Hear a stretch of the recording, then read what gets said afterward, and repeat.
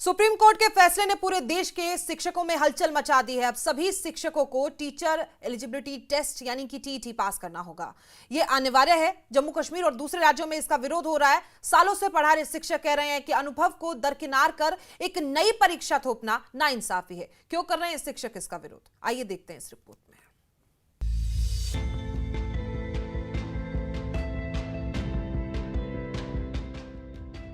Supreme court ने 1 सितंबर 2025 को बड़ा फैसला सुनाया है।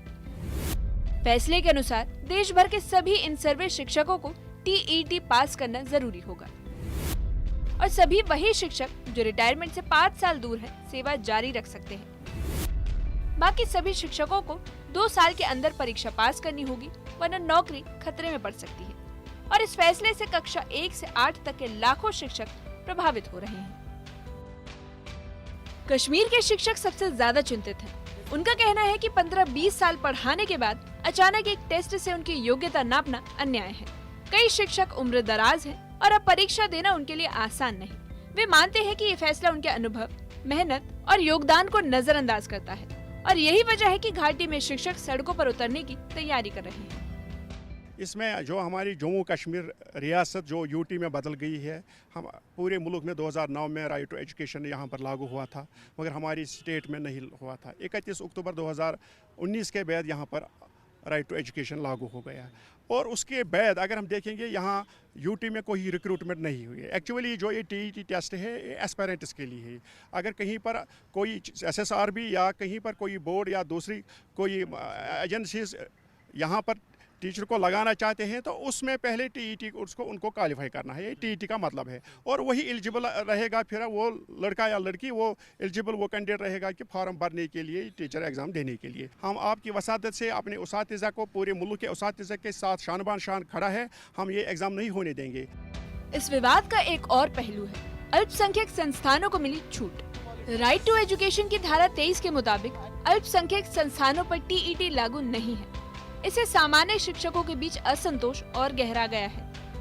हमारे चेयरमैन साहब ने ऑलरेडी चीफ मिनिस्टर साहब की नोटिस में ये लाया है। तो 24 तारीख को यहाँ जम्मू कश्मीर की जो एडमिनिस्ट्रेशन है, चीफ सेक्रेटरी साहब ने एक मीटिंग बुलाई है इसी जजमेंट को लेकर। उन्होंने स्टेक होल्डर्स को बुलाया है, शायद मशवरे के लिए, या क्या गवर्नमेंट का स्टैंड होगा वो सामने आएगा। तो आपके माध्यम से मैं इतना ही कहना, जो टीईटी है इसके लिए हमें एग्जाम में कोई इशू नहीं है। हमें इशू यह है, ये हमारी ऑनर के साथ जुड़ा है, ये डिग्निटी के लिए चैलेंज है, ये ह्यूमिलेशन है, हैरेसमेंट है उन टीचर्स के लिए जिन्होंने ब्यूरोक्रेट पैदा किए हैं, जिन्होंने IAS KAS अफसर्स पैदा किए हैं। आज उन टीचर्स की गरिमा का सवाल है, उनकी इज्जत का सवाल, इज्जत नाफज स्टेक पर लगा है।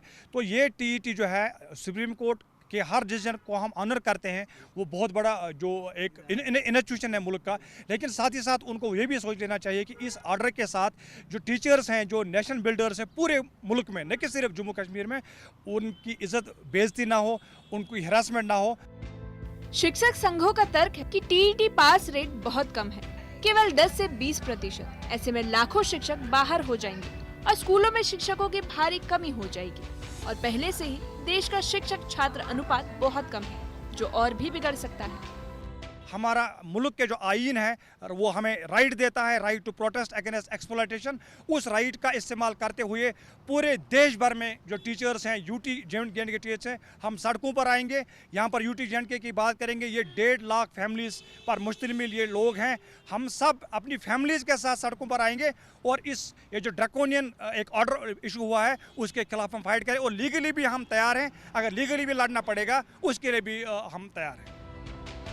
विवाद सिर्फ परीक्षा तक सीमित नहीं। शिक्षकों का कहना है कि टीईटी फीस गरीब परिवारों के लिए एक बोझ है। कई जगह जैसे प्रयागराज और पश्चिम बंगाल में टीईटी पास बेरोजगार अभ्यर्थी सड़कों पर उतरे हैं। उनका कहना है कि सरकार रोजगार देने की बजाय पुरानों की नौकरी छीन रही है। टीचर्स एलिजिबिलिटी टेस्ट को लेकर उठी बहस अब शिक्षा की गुणवत्ता और शिक्षकों के भविष्य के बीच संतुलन की चुनौती बन गई है। कश्मीर से लेकर तमिलनाडु तक विरोध और रिव्यू पिटीशन की गूंज तेज हो रही है। अब सबकी निगाहें सुप्रीम कोर्ट और केंद्र सरकार पर टिकी है और सवाल अब यही है कि क्या पुराने शिक्षकों को राहत मिलेगी या शिक्षा व्यवस्था में बड़ा फेरबदल देखने को मिलेगा।